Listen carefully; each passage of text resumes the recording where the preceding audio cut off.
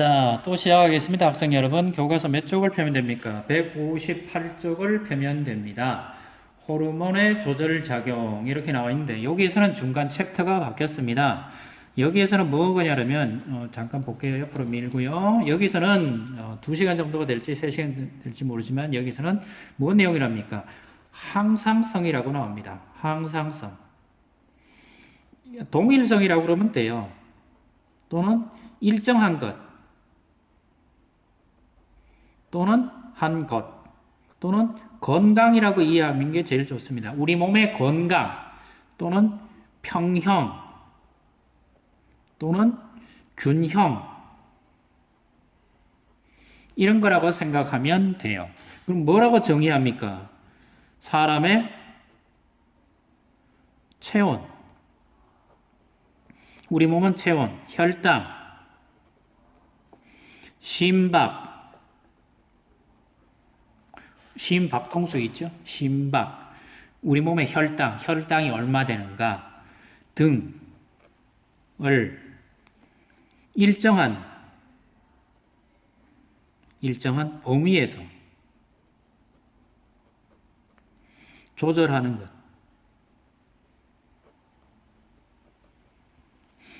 우리 몸의 상태를, 우리 몸의 체온, 혈당, 심박수 등 뭐 더 있습니다. 더 배우는 거는 이제 고등학교 가시거나 의대로 가시면 더 가르쳐 주겠죠.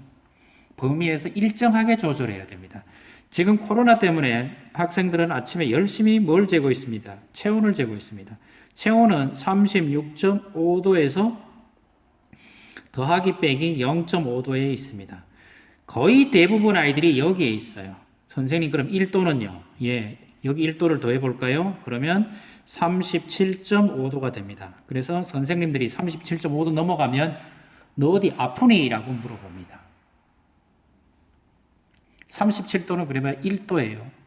근데 1도만 더 높으면 아프니? 라고 그럽니다. 여기에서 1도가 더 올라가면 38.5도가 되면 이 학생은 얼굴에 온몸에 땀이 뻘뻘 납니다. 거의 비 오듯이 납니다. 굉장히 아파 보여요. 누가 봐도 아픕니다. 이 학생은. 여기에서 1도가 더 올라가면 39.5도가 됐다.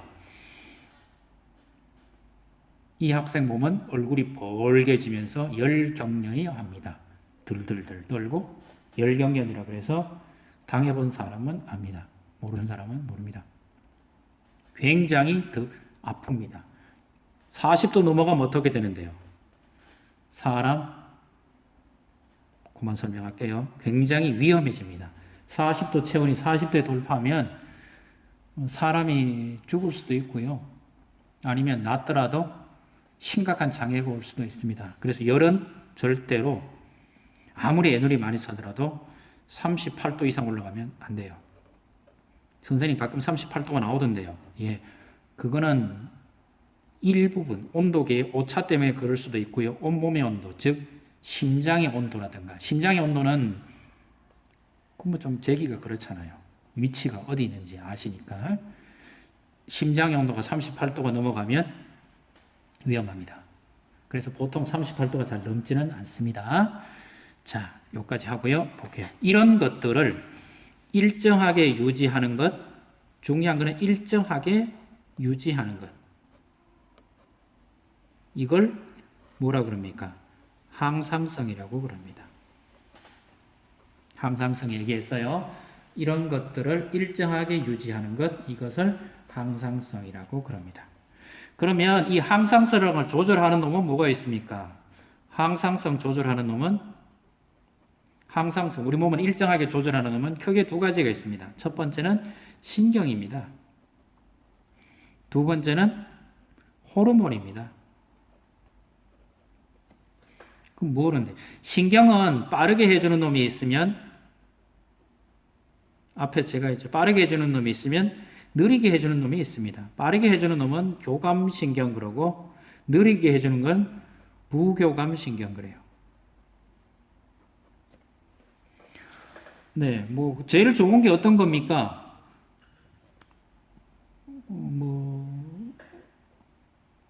뭐라 그래야 되죠? 우리 달리기라고 그럴까요? 달리기? 달리기 그럼 절박하지 않으니까 미친 개라고 그럴까요? 걔 미친 개도 이상한데. 그럽시다. 무서운 개가 있다라고 합시다. 무서운 개가 골목길에서 갑자기 탁 튀어나왔어요. 그러면 개는 소리 지르지 않고 무서운 개가 탁 튀어나오면 먼저 눈이 보겠죠. 눈이 보면 여러분은 깜짝 놀라게서 뒤로 자빠지겠죠. 깜짝 놀라 뒤로 자빠지는 것은 무조건 반응에 들어가고요. 자, 여기서 빨리 판단을 해야 됩니다. 어떻게? 자, 개가 나를 깨물 것 같으냐? 그러면 도망가야죠. 따라올 것 같으면 도망가야죠. 아니면 목줄을 매놨더라도 그 목줄 바깥으로 도망을 가야죠. 도망을 갈 때 심장은 빨라져야 되고요. 심박수는 굉장히 빨라집니다. 체온도 갑자기 올라갑니다. 왜? 심장이 빨리 뛰면 체온이 올라가요. 자, 충분히 빨리 뛰어서 도망갔어요. 도망가고 나면 그 다음 어떻게 돼요? 개가 줄에 묶여있네? 그러면 심장이 빨리 뛰던 심장이 천천히 올라갔던 체온도 내려가죠. 요렇게 급하게 또는 빨리 반응하는 것은 누굽니까? 급하게 빨리 반응하는 것은 신경이 급하고 빠르게 반응합니다. 급하고 빠르게 반응하는 것은 신경입니다. 거기에 반대해서 호르몬은 어떻게 됩니까? 천천히 그리고 느리게 반응합니다. 느리게 반응합니다. 호르몬이 반응해서 일정하게 유지하는 게 무엇입니까? 혈당입니다. 혈당. 우리 몸의 혈당은 기본적으로 80이라고 그럽니다. 80. 80에서 보통 이거의 절반 그럼 더하기 100이 40. 그러면 마이너스 40 100이 하면 40부터 시작해서 120 정도가 되면 요 사이는 보통 정상이라고 그러고요. 이거에 2배가 넘어가면 240 이상이 나오면 밀리그램 퍼 밀리리터예요. 혈액 100ml에 당분이 얼마 있냐. 이거 이상이 되면 고혈당 또는 당뇨 이렇게 붙입니다. 혈당은 보통 요 사이에서 왔다 갔다 합니다. 요 사이에 적용하는 놈이 누굽니까? 40보다 작아지면 올려주고요. 120보다가 높아지면 내려주는 요 혈당 조절하는 것이 나오죠. 그게 누구예요? 우리 많이 나오는 거 인슐린 이렇게 붙이죠. 뭐 말인지 아시나요? 또는 사람이 흥분해 가지고 막 열광하는 거 있죠. 운동 경기를 보거나 야구 경기장 또는 영화 볼 때 막 흥분해 가지고 하면 혈당이 좀 높아집니다. 그럴 때는 아드레날린 이런 것들이 있습니다. 혈당을 높이면 인슐린 또는 내리는 거 뭐라 그러죠? 내리는 거 내리는 걸 뭐라 부르느냐? 글루카곤 이렇게 붙이죠. 이럴 때 호르몬이 작용합니다. 호르몬은 느리지만 굉장히 빠르게 작용을 하죠. 자, 요렇게까지 하면 호르몬의 작용에 대해서는 빠르게 하냐 느리게 하냐 여기까지는 다 했어요. 근데 조금만 더 해볼게요. 조금만 더.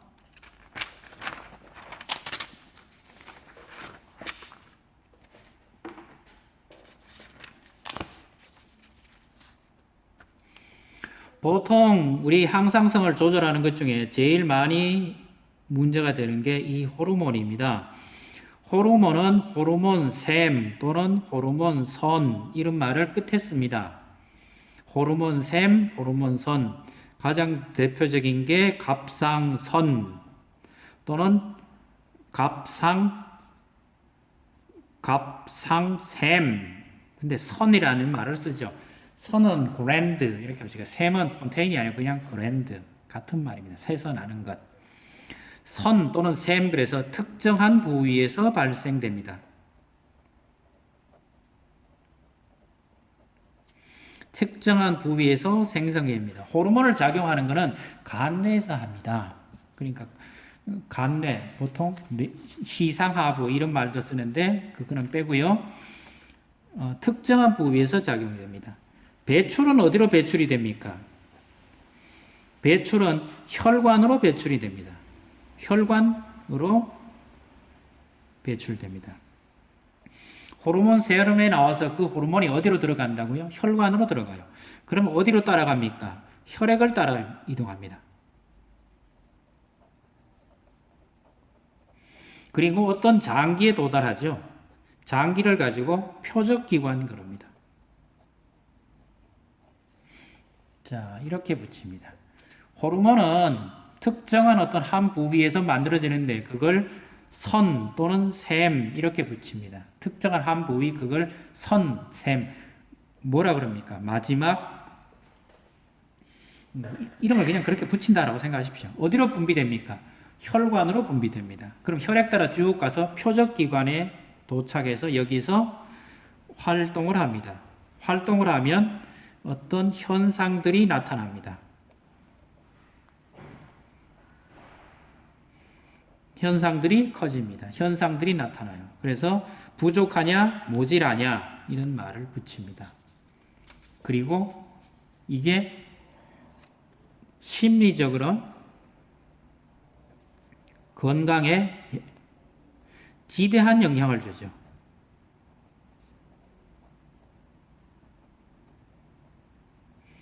심리적으로 건강에 지대한 영향을 줍니다. 자, 이제 한 개씩 해볼까요? 우리 몸에선 많이 나오는 셈 중에 우리 교과서 158쪽에 있으니까 뇌하수체 하는 게 있죠. 뇌하수체는 간대입니다. 간대 밑에 있다 이런 얘기입니다. 뇌하수체.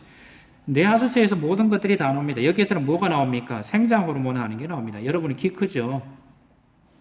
뼈마디 굵어져 있죠? 이런 것들 다 나옵니다. 항상 나옵니까? 일정한 기간만 나옵니다. 갑상선 자극 호르몬. 그 다음에 또 뭐가 나옵니까? 화장실에 가 있습니다. 그걸 항이뇨 호르몬. 항이뇨 호르몬. 이렇게 붙입니다. 갑상선에서도 호르몬 나옵니다. 갑상선에서 나오는 거는 갑상선이라고 붙이는데 요즘은 그냥 갑상샘이라고도 쓴다 그랬죠.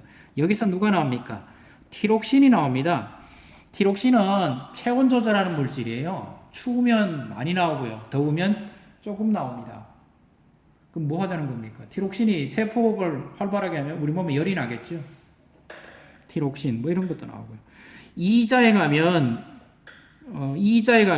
이자라는 말도 되지만 우리 몸에는 콩같이 생겨 먹었고 색깔은 파친 게 이런 게 있죠. 우리 몸 두 개가 이렇게 생겨 먹었습니다. 크기는 여러분 뭐만 크기다는 건데 이게 뭐라 그러냐면 콩팥이 있죠. 생겨 먹기로 콩같이 생겨 먹었고 색깔은 팥이다 그래서 콩팥이에요. 콩팥의 끝다리에 보면 뭐가 있습니까? 콩팥 끝에 너덜너덜 하는 게 있는데 이걸 부신이라 그래요. 부신에서는 뭐가 납니까? 부신에서도 부신 호르몬 이런 게 나옵니다. 부신에서 나오는 것 중에 얼굴에 무슨 여드름이 난다든가 얼굴에 무슨 잡티가 잘 생길 때 부신 호르몬을 사용하면 싹 없어집니다. 그리고 여기서 또 뭐가 나옵니까? 부신 호르몬이 하는 일이 여기서 호르몬이 나오는데 심장을 빨리 뛰게 해요.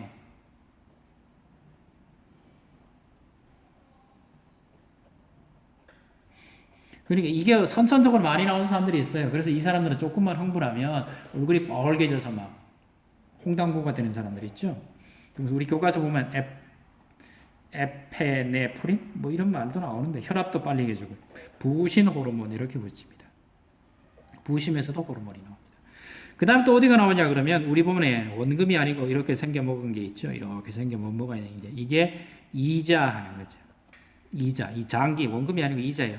이자에서는 굉장히 많은 호르몬이 나오는데 우리나라 사람들이 가장 잘 아는 게 이 이자입니다. 이자에서는 호르몬이 두 개 나와요. 인슐린이 하나 나오고요. 글루카곤이 나옵니다. 글루카곤. 인슐린은 혈당을 내리고요. 글루카곤은 혈당을 올립니다. 그래서 이거 당뇨 있는 사람들이 우리나라에 상당히 많아요. 우리나라는 쌀이 주식이다 보니까 당분 과다예요. 그래서 우리나라 사람들은 주로 뭐가 문제입니까? 인슐린이 안 나오는 사람도 있고 글루카곤이 안 나오는 사람도 있습니다. 글루카곤이 안 나온다는 얘기는 항상 내가 고혈당이면 글루카곤이 안 나와요. 그러다 갑자기 저혈당 되면 어떡합니까? 저혈당 쇼크가 오죠. 그러면 혈당을 올려줘야 되는데 못 올리니까 어떻게 돼요? 설탕을 먹이거나 사탕을 먹이게 되죠. 그래서 주머니에 사탕을 비상약으로 가지고 다니시는 분들이 계십니다. 그거는 당뇨 환자들 중에 글루카곤이 잘 안 나오는 사람들입니다. 글루카곤이 잘 안 나오는 사람들입니다. 근데 어떤 분들은 혈당이 계속 낮아요. 혈당이 계속 낮다 보니 어떤 일이 생깁니까? 혈당이 계속 낮다 보니 인슐린이 안 나와요. 인슐린이 나와서 이 혈당을 좀 줄여줘야 되는데 인슐린이 안 나오다 보니까 그 인슐린 나오는 기능을 잊어버려요. 그럼 혈당이 어떻게 됩니까? 소변으로 당분이 막 빠져나가게 되죠. 그럴 때는 인슐린 주사를 자기가 맞아야 됩니다. 이런 특징들이 있습니다. 근데 우리에서는 이런 거 너무 처방 고민하지 마시고요. 아, 당뇨 환자들이 있구나. 당뇨 환자들은 인슐린은 혈당을 내리고 체내에서 내린 거예요. 체내. 내 몸 안에 있는 틀렸네. 체자가 체내에 있는 혈당을 다운시키는 거 인슐린 업시키는 거. 글루카곤 이렇게 붙입니다. 이거 인슐린입니다. 그 다음에 또 나오는 우리 교과서에 있어요. 뭐가 나오냐 그러면 보통 정소, 난소. 남자는 정소, 여자는 난소. 여기에서는 남성 호르몬, 여기에서는 여성 호르몬. 이 둘 다 뭐 하는 겁니까? 성징을 나타내겠죠. 지금 3학년 남학생들 얼굴 턱에 수염 나는 거 있죠? 그것도 성징입니다. 이것들을 나타내는 것은 전부 호르몬 샘 이렇게 붙입니다. 자, 우리 교과서 사진 한번 볼까요? 교과서 사진에서는 그림에서는 아주 몇 개 안 되는 얘기가 나와 있습니다. 제일 많이 나오는 게 좀 부신의 이런 게 이제 부신 호르몬이라 그러지 이름은 안 외우셔도 됩니다. 이자, 난소, 정소 정도는 외워 놓으시기 바라고요. 뇌하수 호르몬에서 제일 중요한 거는 뇌하수체가 제일 중요하다는 거는 알아두시고요. 자, 그러면 또 뭐 여기까지 하면 너무 길어지나요? 잠시 쉬었다 할까요? 그냥 계속 할까요? 잠시 쉬었다가 하겠습니다.